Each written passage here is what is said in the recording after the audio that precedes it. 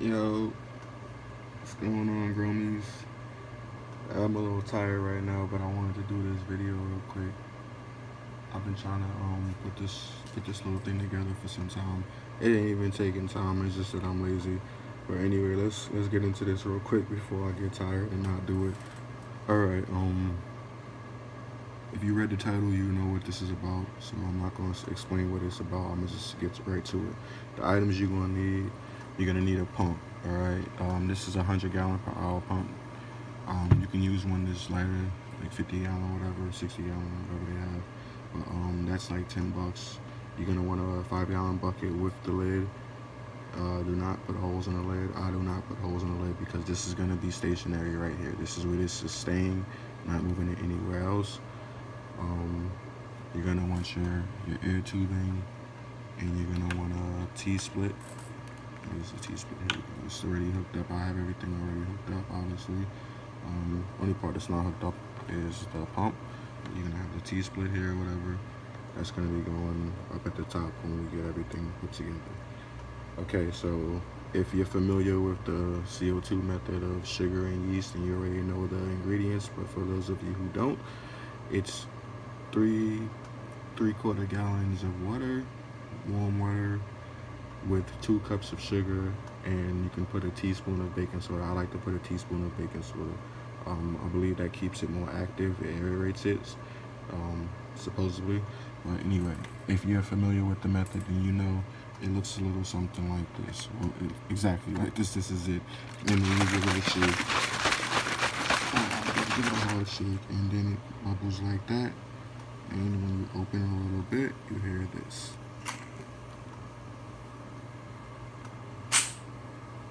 Okay, that little sound that it makes there is letting you know that it's a little active. And if you look at it, you can see how quickly the bubbles went down in that one because it's not very active. We're sitting here in front of the veggie tent, so all of these bottles are here. Yeah, you see it's not very active, and who really wants to keep shaking it every day? So that's how we're gonna do this little thing on autopilot here. Okay, so I just told you the ingredients that's in the CO2 thing. What you're gonna want to do is you're gonna double that amount inside of this 5 gallon bucket. Obviously, if you know the method, you know you do not put the CO2 in. You do not put the yeast in to activate it and make CO2 until last. That's the very last step you're gonna do. So what we have here, we have the bucket already set. We have this bucket already set here with this was a DWC bucket, so it's kind of stained still. We have water inside of the bucket already, so you can see that. We have the water and the sugar. You see it's not mixed in well. We gotta stir it up. You wanna make sure that you stir it up well. You wanna make sure you stir the bucket up well. Stir the water up. I was getting the bucket. You wanna make sure you stir the water up well so that the sugar dissolves. Now, you wanna have 2 holes in the bucket, one on each side. If you're using a DWC bucket, you probably already have the holes in the side, and you wanna make sure they're airtight.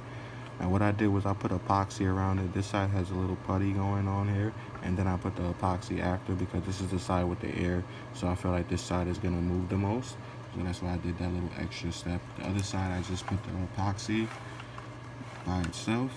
And what you wanna do is you wanna have the air stone, in case I didn't mention that as well. That's an important piece as well.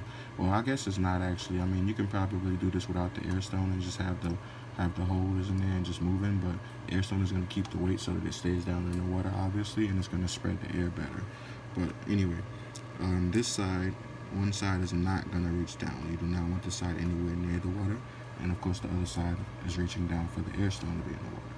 Now, once you put your mixture in it and you stir everything up, of course you're going to add your yeast in it to activate it to make the CO2.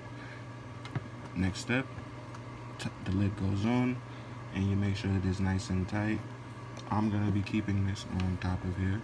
This is actually going to keep it a little bit warmer. It's suggested that you put a heating pad under it. I'm not going to be using a heating pad because if you're like me, then the reason why you stumbled across using CO2 to begin with is because you were having heat issues. So the heat that's naturally in the tent should keep it to the temperature that I want it. And I won't be using a heating pad. I'm going to try to save as much energy as possible. Now the side that's shorter, that's not touching the water. That's going to be the side that's pulling your CO2 out, and that's the side that you want your T-split hooked to. You want to make sure that hose is long enough so that you can reach it up to the top of your tank. And the reason why you're using a T-split is so that you can have the CO2 seeping out into two separate directions. You can use longer pieces if you want to spread it out a little bit more, so that it just like kind of goes which direction you want it to go. But that's basically it. And as far as the pump, I would advise having the pump on your light schedule. So just plug it up to your lights timer, so it comes on at the same time, because the CO2 is not being used at night for the plant. So you want it to come on at the time when your lights are on, and it's giving it that shake that you would normally be going and doing on your own. So it's alleviating that. So it's second nature to go and shake it for some people, but for other people like myself, you kind of forget to do it very often. So this keeps it on autopilot, and it keeps it ongoing during the time when you actually need it to be going. So it's not the best method. It's not to go in and buying a can, but it's gonna do a little bit. And if you're dealing with plants that have a flowering cycle, this last 3 weeks, I personally I'm gonna refill it every 2 weeks when I'm dealing with plants that are flowering. I'm gonna refill it every 2 weeks, only because I feel like I want to try to get the most out of it that I can. And eventually I'm going to try to double what I have in here now, and hopefully it doesn't explode on me, because that's another issue that you deal with sometime with the bottle, because you want to make sure you have little pinholes in the bottle, or you loosen the top the right amount, and it's an issue where it can explode, and you do not want that dripping on your plants. It gets very sticky and it attracts ants. So yeah, anyway, like and subscribe, drop a comment, let me know if you got tips on how to make it better, anything. And as always, grow fire, smoke fire. Follow me on Instagram at EAE Gifts.